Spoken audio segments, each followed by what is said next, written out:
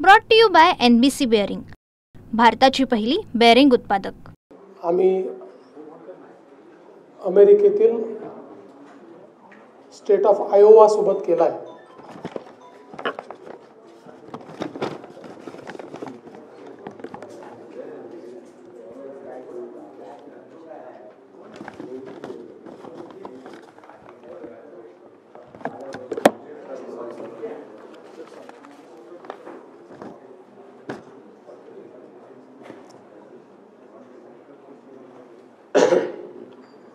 आज अमेरिकेतील state of Iowa सोबत एक अतिशय ऐतिहासिक अशा प्रकारचा करार आपण केला आहे। यापूर्वी जपान आणि जर्मनी येथील राज्य आपल्यासोबत सिस्टर स्टेट म्हणून आपला करार झालेला होता आणि त्या करारांमुळे आपल्याला मोठ्या प्रमाणात व्यापार, उद्योग आणि एक्सचेंजेसमध्ये फायदा झाला। पहिल्यांदाच आपण अमेरिकेतल्या स्टेट ऑफ आयोवा याच्यासोबत करार केलेला आहे। या राज्याच्या गव्हर्नर मॅडम रेनॉल्ड्स या आज एक मोठं ट्रेड डेलिगेशन घेऊन मुंबईमध्ये आलेल्या होत्या। त्यांच्यासोबत आमची चर्चा झाली आणि वेगवेगळ्या सेक्टरमध्ये एकत्रितपणे काम करण्याचं आम्ही ठरवलं आहे। आयोवा जे राज्य आहे हे अमेरिकेमध्ये कृषी क्षेत्रातलं सर्वात प्रगत राज्य आहे। त्याला अमेरिकेची फूड बास्केट म्हणून देखील ओळखलं जातं आणि मॅन्युफॅक्चरिंगमध्येही ते अतिशय स्ट्रॉंग आहे। आणि म्हणून विशेषतः कृषी आणि कृषी तंत्रज्ञान ज्यामध्ये AI असेल, ज्यामध्ये मेकनायझेशन असेल, अशा विविध गोष्टींवर एकत्रित काम करण्याचा आम्ही निर्णय घेतलेला आहे। आणि याकरता त्यांची एक युनिव्हर्सिटी आणि आपलं कृषी विद्यापीठ हे एकत्रितपणे काम करतील आणि बेस्ट टेक्नॉलॉजीज या भारतामध्ये कशा आणता येतील त्याचा प्रयत्न आपण करू। डिजिटलायझेशनच्या क्षेत्रामध्ये देखील कोलॅबरेट करण्याचं आम्ही ठरवलं आहे। हेल्थच्या क्षेत्रात, आरोग्याच्या क्षेत्रात देखील आम्ही काम करणार आहोत। प्रोफेशनल ट्रेनिंग असेल, टुरिझम आणि स्पोर्ट असेल, बायोटेक्नॉलॉजी असेल, फायनान्शियल सर्व्हिसेस असेल, या सगळ्या क्षेत्रांमध्ये आम्ही कोलॅबरेट करणार आहोत। विशेषतः रिन्युएबल एनर्जीच्या क्षेत्रातही या राज्याने अतिशय चांगलं काम केलं आहे। महाराष्ट्राने अतिशय चांगलं काम केलं आहे।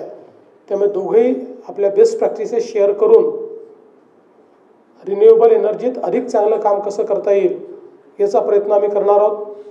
इनोव्हेशनचं क्षेत्र असेल, टेक्नॉलॉजीचं क्षेत्र असेल, या सगळ्या क्षेत्रांमध्ये हे काम करायचं आम्ही निर्णय केलेला आहे। आणि विशेषतः आज ज्यावेळी अमेरिका आणि भारतामध्ये एक ट्रेड स्टँड ऑफ तयार झाल्यासारखा आपल्याला वाटतो, अशा परिस्थितीमध्ये दोन देशांच्या, दोन राज्यांनी एकत्रित येऊन अशा प्रकारे कोलॅबरेशन करणं हे एक अतिशय पॉझिटिव्ह स्टेप आहे। आणि गव्हर्नर रेनॉल्ड्स यांनी भारतासोबत आणि विशेषतः महाराष्ट्रासोबत काम करण्याची इच्छा प्रदर्शित केली आणि या संबंधांना त्या पुढे नेऊ इच्छितात। त्यामुळे दरवर्षी एक त्यांचं डेलिगेशन भारतामध्ये येईल, एक आपलं डेलिगेशन हे त्यांच्या राज्यामध्ये त्या ठिकाणी जाईल अशा प्रकारचा निर्णय देखील आपण केला आहे. टेक्नॉलॉजीवर IIT सारख्या आपल्या संस्थांसोबत कोलॅबरेशन करायचं देखील त्यांनी ठरवलेलं आहे. आणि म्हणून मला असं वाटतं की एक अतिशय महत्त्वाचा अशा प्रकारचा आज हा MOU आम्ही केलेला आहे आणि पुढच्या काळामध्ये याचा फायदा आपल्या महाराष्ट्राला मोठ्या प्रमाणात होईल.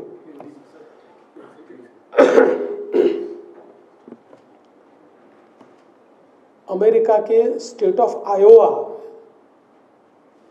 के गवर्नर रेनल्ड्स इनके साथ आज महाराष्ट्र ने सिस्टर स्टेट का समझौता किया है.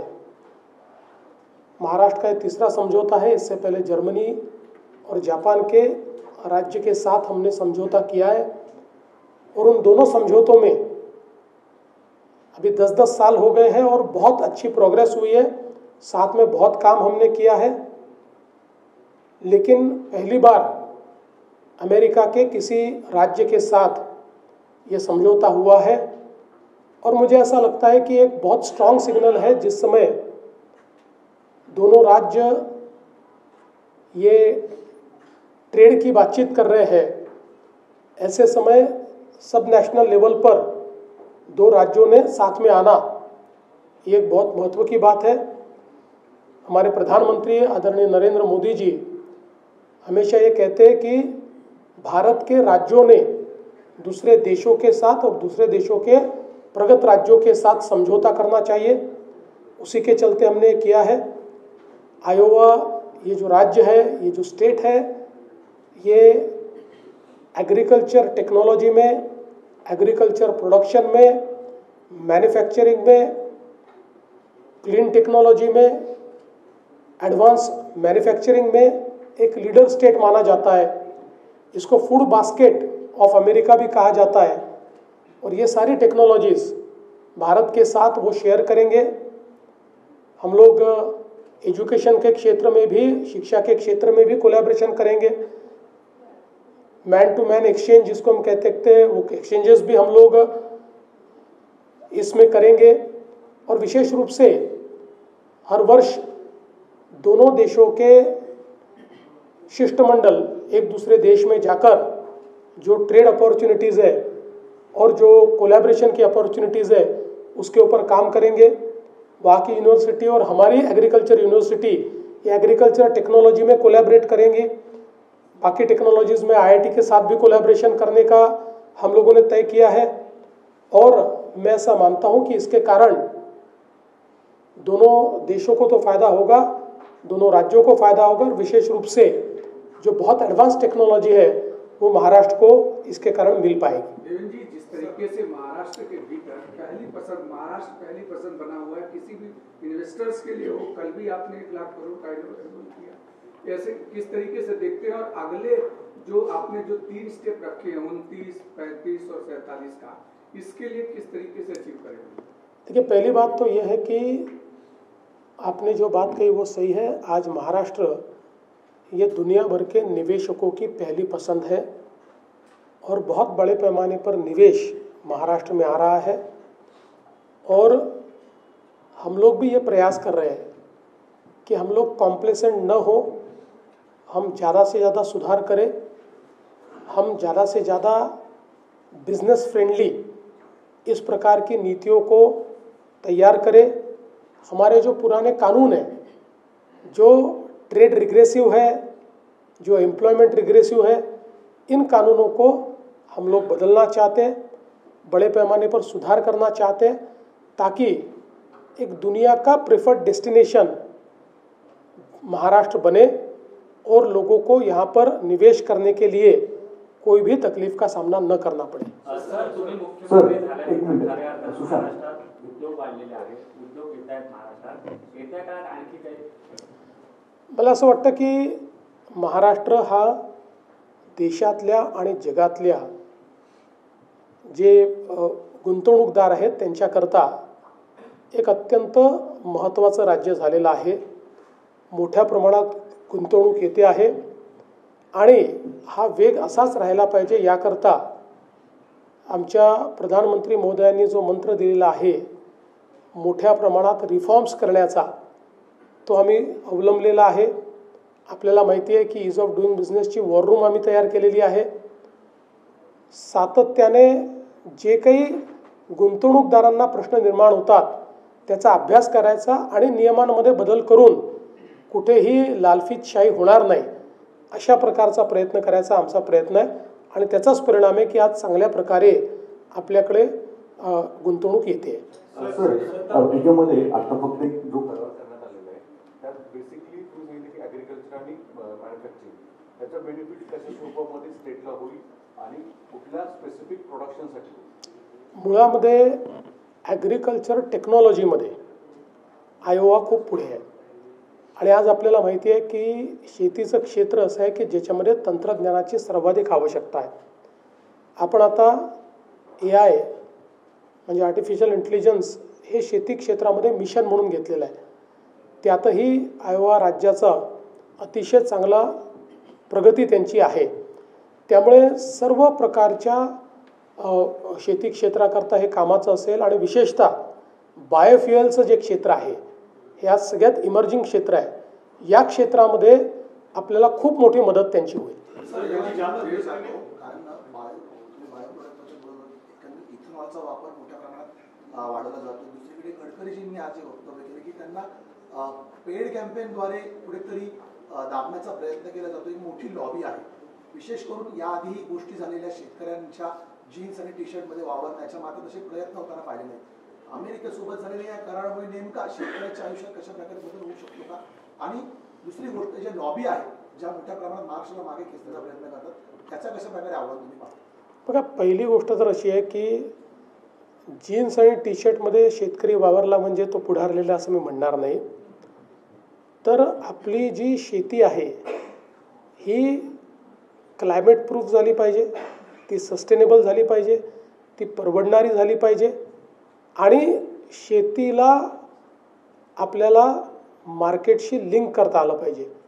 या सगळ्या गोष्टींकरता शेती क्षेत्रात टेक्नॉलॉजी आणून आपण उत्पादन खर्च हा कमी करू शकतो, उत्पादकता वाढवू शकतो आणि उत्पादन खर्च कमी झाला आणि उत्पादकता वाढली तर आंतरराष्ट्रीय बाजारपेठेतले भाव कमी असतानाही आमच्या शेतकऱ्यांना प्रॉफिट मिळू शकतं. आणि म्हणून मला असं वाटतं हे महत्त्वाचं आहे. आणि हे खरंच आहे की आज भारतामध्ये अनेक असे फोर्सेस आहेत की ज्या फोर्सेसला भारताची प्रगती पाहवत नाही.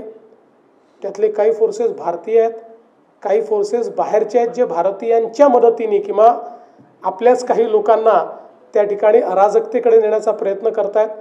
पण यांनी किती प्रयत्न केला तरी मला विश्वास आहे की भारताला कोणी थांबवू शकत नाही. शेती वाढवण्यासाठी प्रयत्न केला जातो, मात्र शेती वाढवण्यासाठी हा एक प्रयत्न वेगळ्या पद्धतीने केला जातो.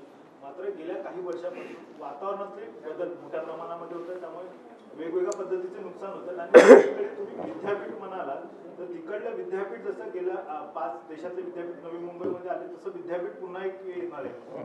आता आपण विद्यापीठाचं आपल्या विद्यापीठाशी कोलॅबरेशन करतोय आणि जसं मी सांगितलं की मूळ उद्देशच हा आहे की आज वातावरणातल्या बदलाचा जो शेतीवर परिणाम होतो त्याच्यात क्लायमेट प्रूफ ॲग्रिकल्चर करायचं. नानाजी देशमुख कृषी समृद्धी प्रकल्प जो 7,000 गावांमध्ये वर्ल्ड बँकेच्या मदतीने आपण करतो त्याचं उद्दिष्टच क्लायमेट रेझिलियंट ॲग्रिकल्चर आहे. म्हणजे वातावरणाच्या बदलाचा कुठलाही परिणाम हा शेतीवर होऊ नये अशा टेक्नॉलॉजीज वापरणं. आणि मला असं वाटतं की त्या आपल्या मिशनमध्ये हा MOU खूप महत्त्वाचा ठरणार है. एक सवाल ये है कि जिस तरीके से AI का उपयोग करने की बात आप कर रहे हैं, हमने टेक्नोलॉजी के क्षेत्र में इन्वेस्टर्स को ज़्यादा सहूलियत देने के लिए मिलाप जैसे तमाम सारे वन विंडो सिस्टम करने की कोशिश की है. उससे क्या उपयोग है, AI का किस तरीके से उपयोग होगा? और तीसरा उसी में ऐड ऑन करें, कुछ फोर्सेस जानबूझ के भारत की प्रगति को रोकने के लिए एक कैंपेन चलाती हैं ताकि कहीं ना कहीं लोग रुक जाएं, तो इसको कैसे? देखिए, पहली बात तो यह है कि AI हर क्षेत्र में बड़ा परिवर्तन ला रहा है और खेती के क्षेत्र में AI एक रिवोल्यूशन ला रहा है. क्योंकि आज AI असिस्टेड ऐसी टेक्नोलॉजीज आ रही है कि जो एक फ़ोटो निकाल कर भी प्लांट की परिस्थिति क्या है, उसमें कोई पेस्ट आ सकता है या नहीं आ सकता है, उसको रोकने के लिए क्या करना चाहिए, ऐसा 1 मिनट में बता देता है। ऐसे हज़ारों टेक्नोलॉजीज़ आ रही है। तो ये टेक्नोलॉजीज़ हमको क्लाइमेट रेजिलिएंट एग्रीकल्चर की तरफ लेकर जाने वाली है। और ये बात भी सही है कि जब भारत में हम लोग एक प्रकार से परिवर्तन कर रहे हैं तो उससे दुनिया के सारे देश खुश होंगे ऐसा नहीं है। कई लोगों को भारत की बढ़ती हुई ताकत ये पसंद नहीं आती है, तो ऐसे लोग भारत में कोई अलग प्रकार का वातावरण तैयार हो, कोई एक अराजकता तैयार हो, इस प्रकार का प्रयास करते हैं। NGOs के माध्यम से कुछ लोग करते हैं। मैं सारी NGOs को गलत नहीं कहूँगा, लेकिन कुछ NGOs ये एक टूल के रूप में इस्तेमाल हो रही है। तो मुझे ऐसा लगता है कि ऐसे प्रयास तो चलते रहेंगे, लेकिन ऐसे प्रयासों से भारत रुकने वाला नहीं है। प्रधानमंत्री जी के नेतृत्व में भारत आगे बढ़ता रहेगा। धन्यवाद। Brought to you by NBC bearing, भारताची पहिली बेअरिंग उत्पादक।